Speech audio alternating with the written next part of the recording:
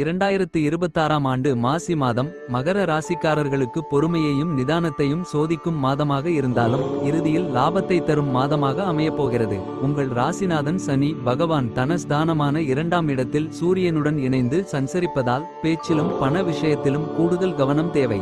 அலுவலகத்தில் பணிச்சுமை சற்று அதிகமாகவே இருக்கும். உங்கள் உழைப்பிற்கான அங்கீகாரம் கிடைப்பதில் சிறு தாமதம் ஏற்படலாம். மேலதிகாரிகளிடம் பேசும்போது நிதானத்தை கடைபிடிக்கவும். வீண் விவாதங்கள் உங்கள் பெயரை கெடுக்க வாய்ப்புண்டு. வியாபாரத்தில் எதிர்பார்த்த லாபம் வரும், ஆனால் அதற்கேற்ற உழைப்பை நீங்கள் போட வேண்டியிருக்கும். இரும்பு, எண்ணெய் மற்றும் பழைய பொருட்கள் தொடர்பான வியாபாரம் செய்பவர்களுக்கு நல்ல முன்னேற்றம் இருக்கும். பெரிய அளவிலான முதலீடுகளை இந்த மாதம் தவிர்ப்பது நல்லது.